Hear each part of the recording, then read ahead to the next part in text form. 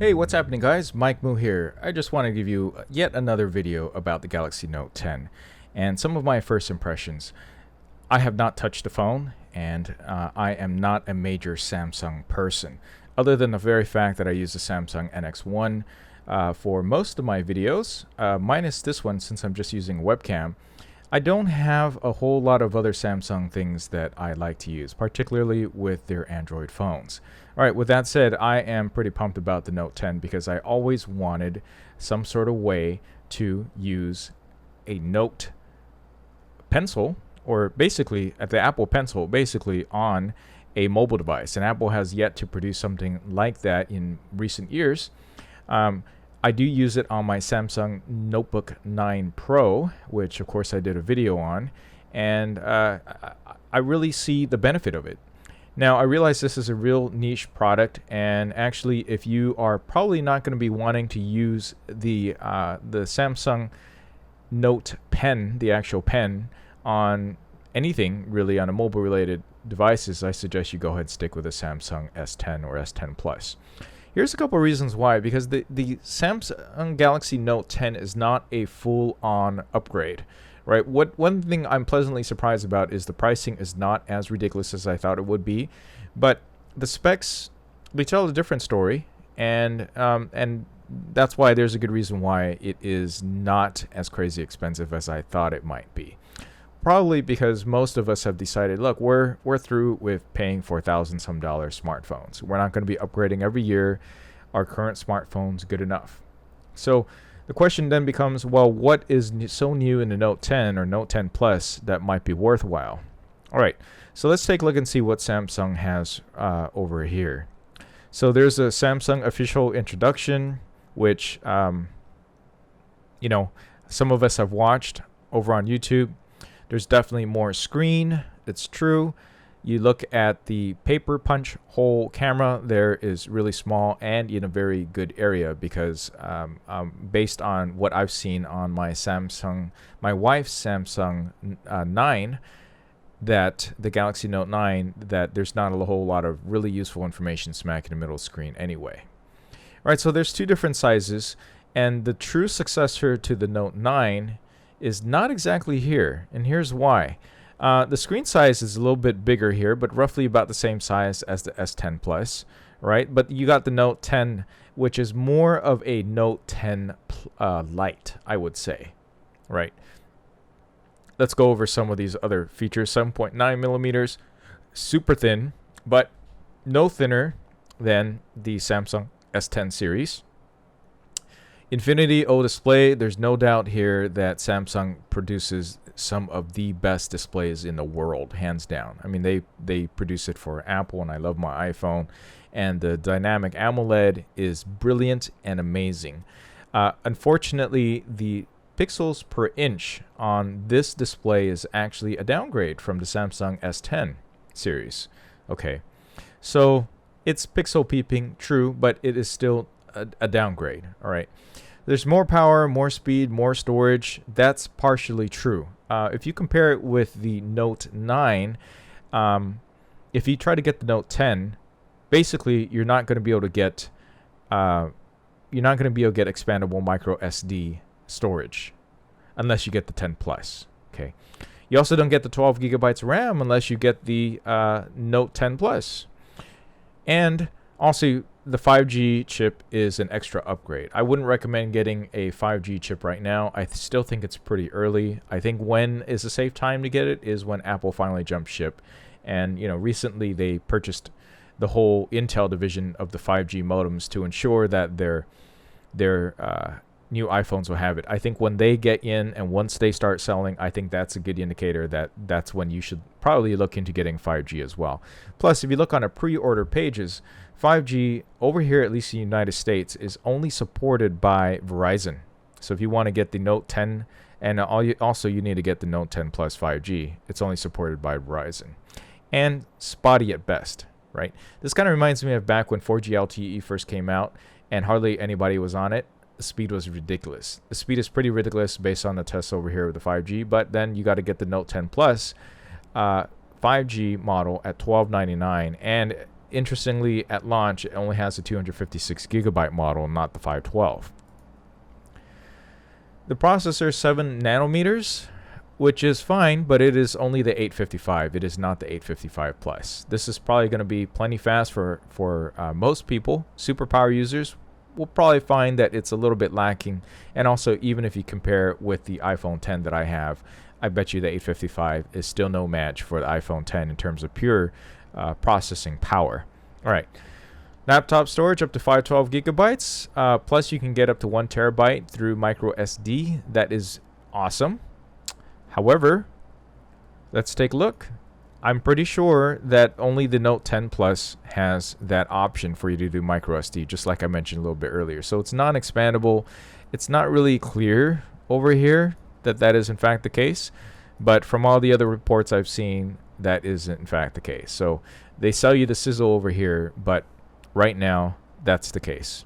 All right, at least right now for the pre-order. Super fast charging, 30 minutes, give you all day power. I love that. And that is, of course, on the Note 10 Plus. You won't get the super duper fast charging at the 45 watt level, which is ridiculously fast. Ridiculously fast. That is one feature that I am pretty pumped about. And when you have a big phone like this and you're using it a lot, having that quick little charge is going to be amazing. So you're also going to want to get the super fast charger, which I bet you is not included. And also you're going to have to get, probably if you're going to be on the go a lot, you probably want to bring along a battery pack as well that can output at 45 watts from USB-C. Not a whole lot has been said about the camera other than that it's going to be good. It's probably just going to be a couple points better than the Samsung S10 or S10 Plus, and that's usually been the case. And for reference for those type of things, I usually point out to DxOMark, and obviously user testing and reviews by other camera review experts. So over here you can see the S10 Plus got the 109, which is good. But if you look at all the smartphones down there, let's see, smartphone, Samsung S9 Plus. See that the 9 Plus to the 10 Plus was basically only a 10-point increase, which is not to say that that's going to be super remarkable. It's a nice increase, but in general day-to-day, you're probably not going to notice a big enough jump. All right. Bokeh video, something really awesome that usually is only available on really expensive video cameras, but in recent years, of course, with the bokeh, that's really neat. The super steady shot will look amazing, though. It's about time that we get this super amazing image stabilization in a mobile phone, and this looks really awesome. This is something that this is probably the second or third most important feature. So if you need the best super steady video out of the Samsung series phones, most likely the Note 10 is going to be for you. Now, I don't know if there's a difference between Note 10 and Note 10 Plus in terms of super steady video. Video editor would be nice to have as well, and you have the precision of the S Pen. That could be pretty useful. Honestly, I haven't done a lot of video editing off of my iPhone by itself. iPad, yes, not so much the iPhone, so I won't comment too much about that, other than this is kind of like a phablet. Multi-camera system. So you have dual aperture lens, ultra-wide camera, live focus, and even scene optimizer. That's all nice and good. Just makes it a lot easier to do a just basically point and shoot. So you have multiple different angles and telephoto lengths that you can have access to. And note that this, of course, is only available on the 10 Plus. So you get 1 front camera and 4 rear cameras. That is a little bit of a downgrade from the previous Samsung phones that had more than 1 camera in the front, right? But you have nice, clean, crisp display out front because you only have 1 little hole punch. So Note 10 only has 4 cameras, 1 front and 3 rear. The S Pen has a lot of new gyroscopic features, so basically you kind of use it like a wand. I don't know how useful this is going to be. I see one really great use for this, and that is if you are a presenter or you present a lot of stuff and you use it through your phone or DeX. I can see how using the gestures to move forward and backward in terms of PowerPoint slides or similar slides, that could be pretty awesome. But generally, if you don't take a lot of notes and you don't carry around Notepad, I don't see any big reason why you would suddenly do so just because you have a note, right? Some of you guys, I mean, we're on the Note 10 now. I have to wonder how many of you guys actually take a lot of these handwritten notes. What is good is that they improve the handwriting recognition, so that's a positive thing. And they show some demos on the video. That's something that, without really doing some extensive testing to see if it works well with your handwriting or not, it's something that could be a hit or miss. Luckily, I don't do a whole lot of cursive, and I've been finding at least that my handwriting gets recognized fairly well. So they got a lot of air actions and gestures that you can do. I have never in my life ever seen anybody using one of these out in the wild, so I can't imagine a whole lot of people doing this as well. It's a cool thing, probably a little fad, a little trick, little bar trick that you can do. Right on the screen when you need it. I like that. That's more like a notepad. I appreciate that. And then they got a bunch of accessories. So the DeX. Let me know if you actually use the DeX day to day. Anybody has a Samsung device that uses the DeX, I would love to see that. I can't imagine most people doing that given the choice of something else. I can see it in certain circumstances. Maybe if you're traveling and you want to go ultralight because you want to carry a phone that's right in your pocket, I can see that. Another thing I'm pretty pumped about is the what was it? Oh, it was the color. A lot more color choices to choose from. The Aura Glow looks pretty interesting. I like that. Another important thing about that is I think the 5G model has their own specific special color, but I don't see that right here right now. So you got 5 different colors over for the Note 10 and Note 10 5G, and then 4 colors for the Note 10 Plus and Note 10 Plus 5G. Oh, here we go. So the Note 10 Plus has the Aura Blue, which is not available on the regular Note 10. Now, if you want to do a lot of the AR stuff, just fun stuff, you'll need to get the Note 10 Plus because that has a depth vision camera. I saw some people doing some fun stuff on it on other YouTube videos. Looks like it could be fun, particularly for kids. But honestly, after the fun dies out, there's no major practical reason to use that. 3D photos, yes, kind of cool. I still think it's cool. My wife is so over it right now. And I'm talking about taking 3D photos with the iPhone, of course, because she doesn't have that on on her version of the Samsung Galaxy. All right, now let's take a look at some of the pre-orders. Okay, so one of the best deals for pre-orders, surprisingly, is on Amazon. So Samsung doubled down on Amazon right now. If you are interested in pre-ordering this of course comes out August 23rd. And right now there's a bonus. You get an Echo 10 Plus, which used to be like $100. But lately I'd give you a retail value of maybe like $70, $80 maybe. So it's an extra $80 you can get.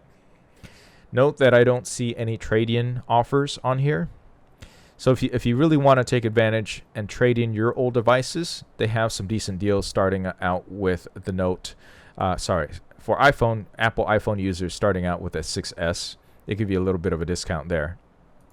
And then plus, if you registered for pre-order, you get a choice of some other discounts as well. So you get a bonus pre-order discount, which is not bad. But if you take a look at this is really not bad as well.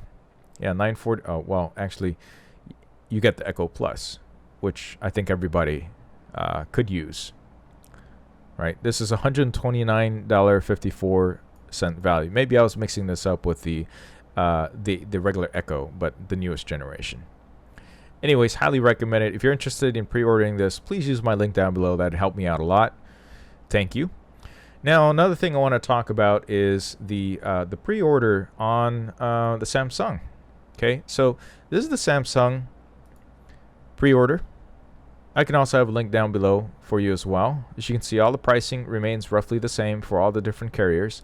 But what's interesting is that you get, well, at least I got the exclusive $50 credit for reserving the Note 10, and you just had to do this a while ago. Plus, you get order today and receive a Samsung credit of $100. or 150 for the Note 10 Plus, which is decent, right? So it's kind of the same thing. If you want an Echo Plus, same thing if you go over there, because they give you roughly that value anyway. And then you get 6 months of free Spotify premium trial, right? But what is nice about this is that there's the trade-in offer, okay? So if you trade in your old phone, you get some discounts. I'm going to start out with the Apple and just give you an idea what you get here. XS Max, you get $600. XS, you get $600. XR, $600. That's a pretty great deal for the XR. So you get the same discount, even though, you know, the price difference between XR and XS Max is pretty high. I also get $600 for the iPhone 10. I think this was actually lower, so it looks like they doubled it, which is great. They really, really want iPhone users to commit and change, if you haven't figured that out already over the years in terms of the massive discounts that they give, or trade-in credit. iPhone 8 Plus, you get $350. iPhone 8 also $350. 7 Plus $350. 7 also $350. 6S Plus $250, and 6S. So this is definitely an increase. All right. This is including, of course, the $50 credit for reserving the Note 10. So, yeah, this makes it a pretty decent deal to upgrade. Something a lot more palatable than paying the extra $1,000 for what I would consider not necessarily the flagship device that Samsung has, because the DPI of the, let's say, the Note 9 is still higher resolution-wise than the Note 10. And the same thing with the Samsung S10. You got higher DPI resolution versus the Note 10. Same thing there as well. Okay, so they really want you to come over. Now, it's not so great if you're a Samsung user. Let's take a look. Okay, so they allow you up to S7. Not bad, but if you got an S10 Plus, they only give you $600 for it. S9, they give you $350. That's relatively decent. The S7 Active, everything down here is $250. $250. Unfortunately, I got nothing for my wife's old S6 Edge. Okay, that was a really expensive phone. They won't cover it this time around. I think they covered a previous generation of this. I think they covered the iPhone. At least I know for the iPhone 5 SE, they covered for the S10 series, but they're not doing that anymore. But they definitely upped the trade-in discount right over here. Okay, now for the Pixel people, Google Pixel people, they also upped the discount, which is nice. So they support the Pixel 1, the 2, and also the latest, the Pixel 3 XL. But you only get $200 for the first gen. That is a significant increase from the $50 that was reported a little bit a while ago. I think when they first showed you when you're doing the reservation. So they're definitely giving you more incentives now. So overall, I have to say on the plus side, at least they didn't go the $1,500 route, which would be really ridiculous. It's something that Apple might have done. I'm hoping that Apple, when they release their new iPhone, they're not going to have a ridiculous $1,500 option as well, kind of like what they had. But they have a $1,299 option. And it's not for the 512 gigabyte. Okay. I hate to say this, but with the trade-in offer, this might be something to consider. Keep in mind, this is not the flagship. You're missing out on a headphone jack, which is pretty annoying. You're missing out on the extra camera in the front that you had from the previous generation. But on the plus side, at least with the Note 10 Plus, which is what I'd be considering, is that you get super fast charging, all-day charging. You get 30-minute top-up, and you got basically the whole day, which is awesome. You can live away from the power jack. And like me with the iPhone 10, I always have to have a battery pack attached to it. You get amazing video image stabilization finally on an iPhone. Finally on a smartphone. And you get something that iPhone users are probably not going to have for a while, and that is this awesome pen that you can write on and actually take legible notes, make some doodles. It's just something useful, something that I personally find useful, more so than carrying around a big iPad with a pencil. All right. That's it for this video. Let me know if anything I spoke about rings true for you. If you have different thoughts about it, I'm interested in hearing that as well. Particularly if you are not, or particularly if you have never used a Galaxy Note before or never owned one. I'm curious what you think. What would you be using it for? Let me know down in the comments below. Please like, subscribe for more, and I'll catch you next one. Thanks for watching.